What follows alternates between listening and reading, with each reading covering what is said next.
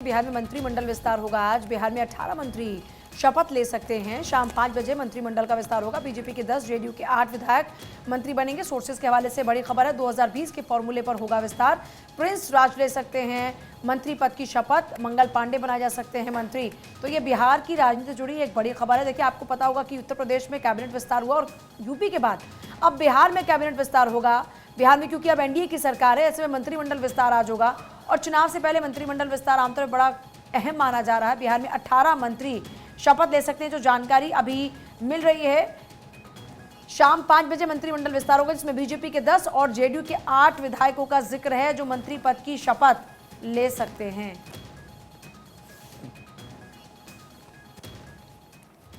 और अब चलिए आगे बढ़ेंगे, कुछ और खबरों पर डालेंगे नजर। सचिन पायलट ने किया कांग्रेस रणनीति, इसकी जानकारी यहां पर है। 2019 से 2024 तक कितने इलेक्टोरल बॉन्ड खरीदे गए, इसका जिक्र यहां पर हो रहा है। दरअसल आपको बता दें, इलेक्टोरल बॉन्ड खरीदे गए हैं 22,217। एसबीआई का सुप्रीम कोर्ट में हलफनामा है। पार्टियों ने 22,030 बॉन्ड का पैसा कैश कराया है। एसबीआई के चेयरमैन दिनेश कुमार ने एफिडेविट फाइल की है। जानकारी चुनाव आयोग को दे दी गई है। स्टेट बैंक ऑफ इंडिया यानी कि एसबीआई के चेयरमैन दिनेश कुमार ने बुधवार को सुप्रीम कोर्ट में एफिडेविट फाइल किया था। इसमें बताया था कि सुप्रीम कोर्ट के 11 मार्च के निर्देश के मुताबिक इलेक्टोरल बॉन्ड से जुड़ी हुई उपलब्ध जानकारी उपलब्ध आयोग को दे दी गई है।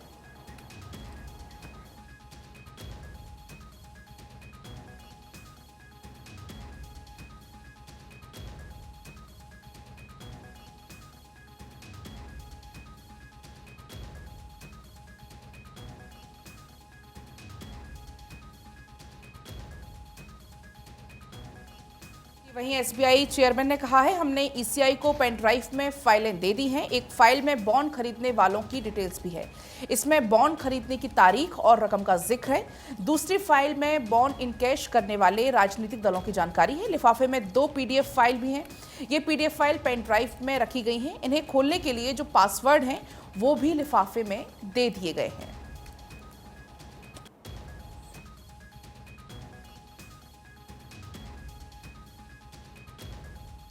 बॉन्ड खरीदे गए, जानकारी चुनाव आयोग को दे दी गई है और इस बात की जानकारी एसबीआई की ओर से दी गई है, क्योंकि सुप्रीम कोर्ट ने बाकायदा ये निर्देशित किया कि एसबीआई को पूरी डिटेल्स देनी होंगी।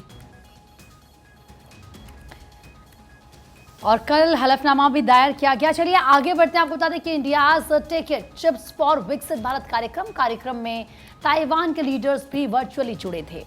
प्रधानमंत्री नरेंद्र मोदी, क्योंकि हमने उन तस्वीरों में देखा, तमाम बातों का जिक्र उनकी तरफ से किया गया और ऐसे में सेमीकंडक्टर फैसिलिटी की नींव प्रधानमंत्री ने रखी। भारत को सेमीकंडक्टर का ग्लोबल हब बनने में मदद। आज एक ऐतिहासिक दिन, हम इतिहास लिख रहे हैं, प्रधानमंत्री नरेंद्र मोदी की तरफ से ये कहा गया।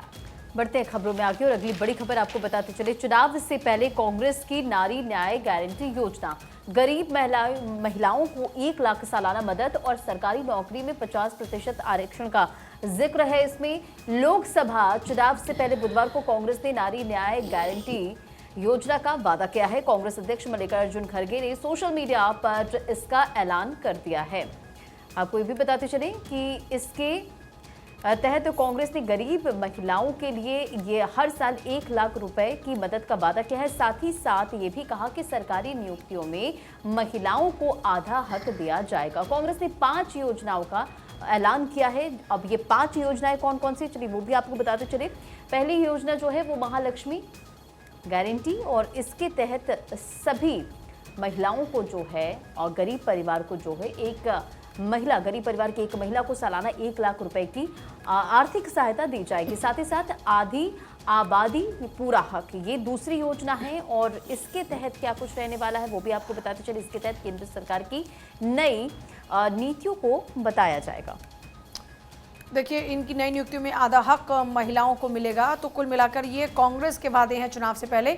और आगामी लोकसभा चुनाव की अगर बात करें तो बीजेपी ने उम्मीदवारों की दूसरी सूची भी जारी कर दी। 72 लोगों के नाम अब सामने, जिसमें नितिन गडकरी का नाम है, पूर्व मुख्यमंत्री हरियाणा के मनोहर लाल का नाम है, पीयूष गोयल का है, पंकजा मुंडे समेत 72 उम्मीदवारों के नाम इसमें शामिल हैं। हालांकि इसमें महाराष्ट्र से 20 प्रत्याशियों का ऐलान किया गया है।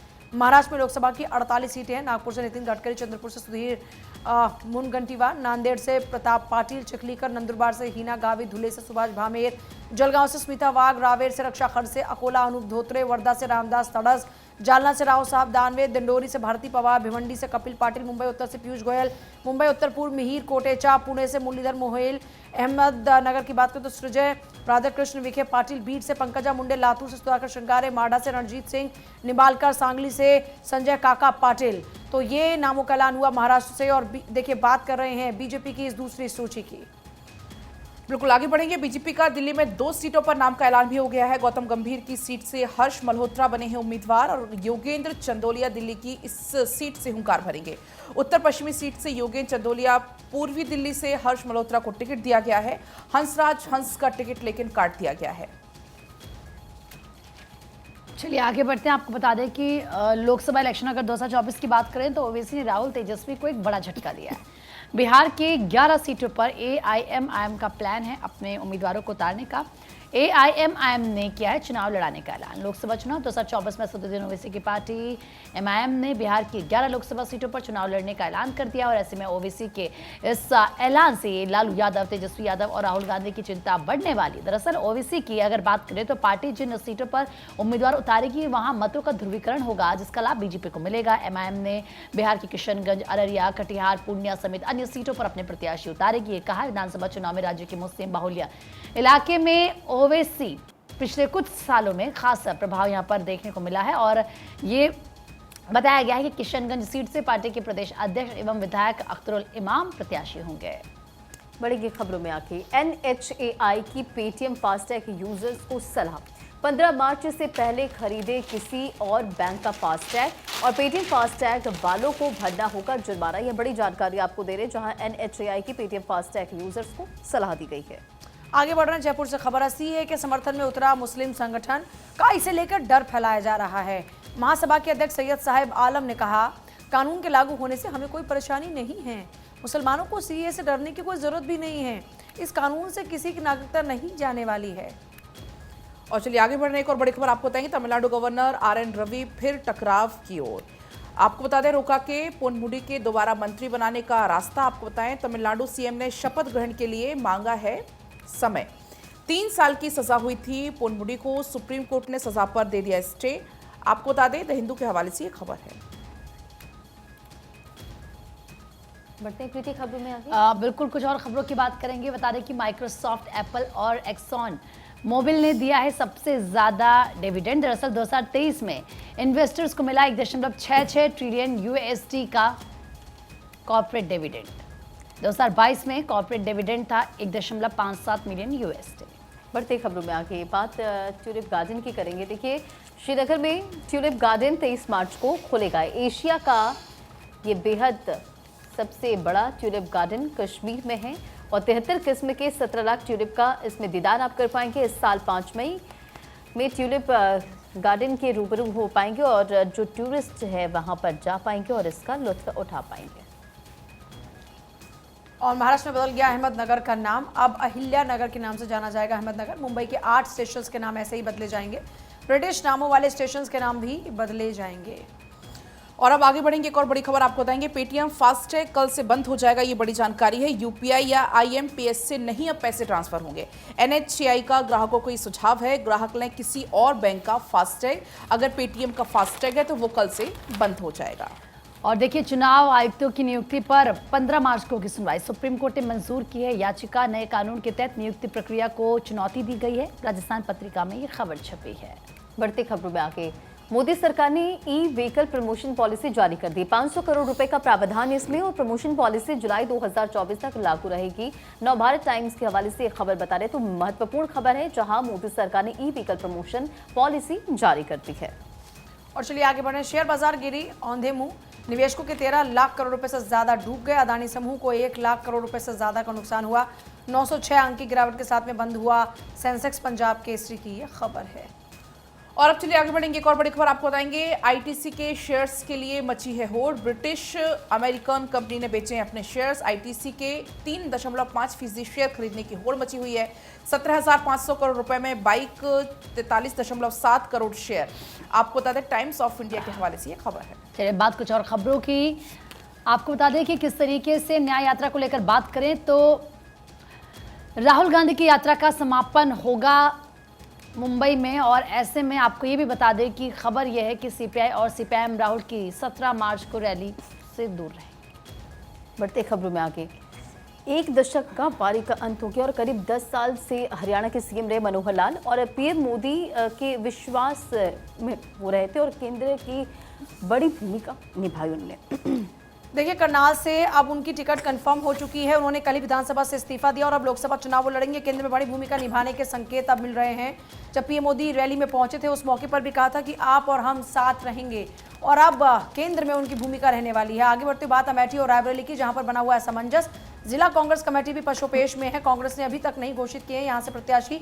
राहुल प्रियंका को लेकर लगातार देखिए अटकलें लग रही थी कि दोनों ऐसे चुनाव लड़ सकते हैं, लेकिन अब अभी तक ऐसा कोई कंफर्मेशन नहीं है।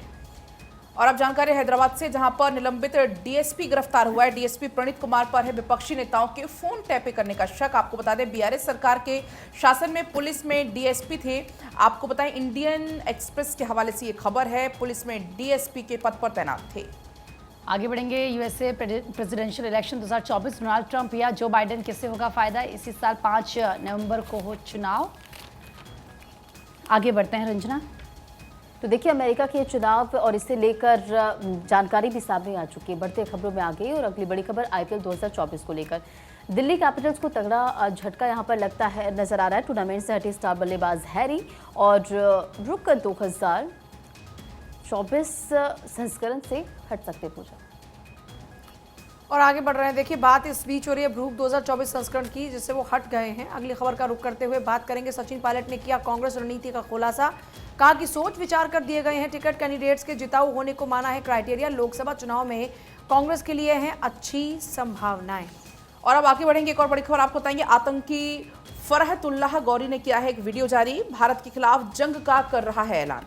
गौरी अक्षरधाम और गांधीनगर ब्लास्ट का भी मास्टरमाइंड। आईएसआई के इशारे पर जारी हुआ है ये वीडियो, ये बड़ी जानकारी है।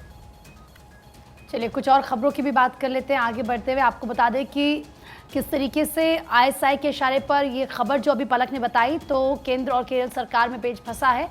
अब आपको ये बता दें कि अगली जो खबर है वो एसबीआई से जुड़ी हुई है। एसबीआई के चेयरमैन दिनेश कुमार ने, तो देखिए अगली बड़ी खबर बताते चले प्रीति। देखिए यहाँ पर क्या जानकारी निकलकर सामने आ रही है, स्टेट बैंक ऑफ इंडिया से जुड़ी तो जानकारी है। साथ ही साथ आपको ये भी बताते चले कि केंद्र और केरल सरकार में यहाँ पर पेच फंसा हुआ नजर आ रहा है। पूजा, इस पूरी खबर को लेकर आप जानकारी दें। और देखिए, केंद्र और केरल सरकार में पेच फंसा हुआ है। केंद्र सरकार ने 5,000 करोड़ रुपए की मदद का ऑफर दिया है, जबकि केरल मांग रहा था 10,000 करोड़ रुपए। सुप्रीम कोर्ट में मामले पर सुनवाई हुई। कपिल सिब्बल इस पूरे मामले में केरल सरकार की पैरवी कर रहे हैं और अब यहीं पर पेच फंसा हुआ है। आगे बढ़ेंगे, एक और खबर आपको बताएंगे। लो प्रोफाइल कैंडिडेट्स को मिलेगा नेतृत्व का साथ। पीएम मोदी और अमित शाह उनका प्रचार करेंगे, रैलियां कर देंगे जनता को संदेश, भले ही अनजान वो हो। आपको बता दें, लेकिन नेतृत्व है उन उम्मीदवारों के साथ। तो देखिए, जो लो प्रोफाइल कैंडिडेट्स हैं उनको अब नेतृत्व का साथ मिलेगा, यानी कि खुद प्रधानमंत्री मोदी और अमित शाह उनका प्रचार करेंगे। प्रधानमंत्री मोदी और खुद अमित शाह अब प्रचार की कमान संभालने वाले जितने भी लो प्रोफाइल कैंडिडेट्स हैं। कुल मिलाकर अब जो आगामी चुनाव है, लोकसभा चुनाव, उसके लिए कमर कसी जा चुकी है और हर तरीके से कोशिश हो रही है कि लोगों तक उनका प्रचार हो सके, उनका प्रसार हो सके। आगे बढ़ते हैं। कोच्चि में पुलिस पूछताछ के बाद युवक की मौत। मंदिर में युवक का विवाद हुआ था, परिजनों का पुलिस टॉर्चर से है मौत का आरोप। तो देखिए किस तरीके से परिजनों ने कहा है कि पुलिस ने इस युवक को इतना टॉर्चर किया है कि युवक की मौत हो गई है। कोच्चि का पूरा मामला, जब पुलिस पूछताछ के बाद युवक की मृत्यु हो गई। बढ़ती खबरों में आगे बात कर्नाटक की करेंगे। कर्नाटक के हावेरी जिले में किसानों का उग्र प्रदर्शन की खबर है। मिर्च के दामों में भारी कमी से किसान नाराज और इसे लेकर उग्र प्रदर्शन करते नजर आए। 12 गाड़ियों को आग के हवाले कर दिया किसानों ने और 5 सरकारी वाहनों को जलाया गया है।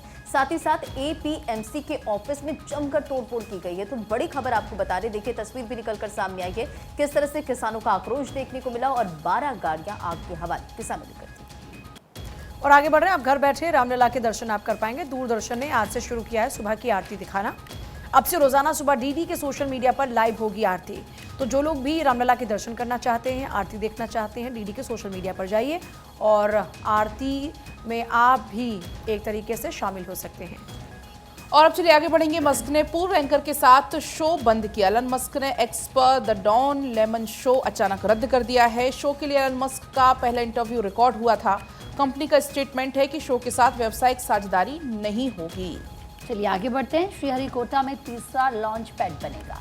इसरो शुरू करेगी पीढ़ी के लॉन्च वाहन का निर्माण। श्रीहरिकोटा में एक नए लॉन्च पैड की भी आवश्यकता है। ऐसे में इसरो के NGLV प्रोजेक्ट के लिए नया लॉन्च पैड जरूरी है। NSLV कॉन्फ़िगरेशन फाइल रॉकेट की वर्तमान श्रेणी से अलग है। बढ़ते खबरों में आगे बात अलवर की, जहां 3 शावकों के साथ देखी बाघिन। तस्वीर आपके स्क्रीन पर। अलवर में सिरस्का टाइगर रिजर्व में बाघों की संख्या बढ़ी है और बाघिन ST-12 को उसके 3 शावकों के साथ देखा गया है। टाइगर रिजर्व की में अब बाघों की कुल संख्या की अगर बात करें तो 33 हो गई है। देखिए तो ये तस्वीर भी, जहां अलवर के सिरस्का टाइगर रिजर्व में बाघों की संख्या में इजाफा हुआ है। 3 शावकों के साथ बाघिन नजर आई है। और मोदी सरकार प्याज के दामों को लेकर सतर्क है। अभी पिछले साल से 41.3% ज्यादा है प्याज के भाव। सरकार एक्सपोर्ट बैन को आगे बढ़ाने पर विचार कर रही है। 31 मार्च तक सरकार ने निर्यात पर रोक लगाई है। और अब चलिए आगे बढ़ेंगे। एक और बड़ी खबर आपको बताएंगे। दिसंबर 2026 तक धोलेरा प्लांट से निकलेगा पहला सेमीकंडक्टर चिप। IT मंत्री अश्विनी वैष्णव ने ये जानकारी दी है। भारत 2029 तक विश्व के टॉप 5 चिप इकोसिस्टम में से एक होगा।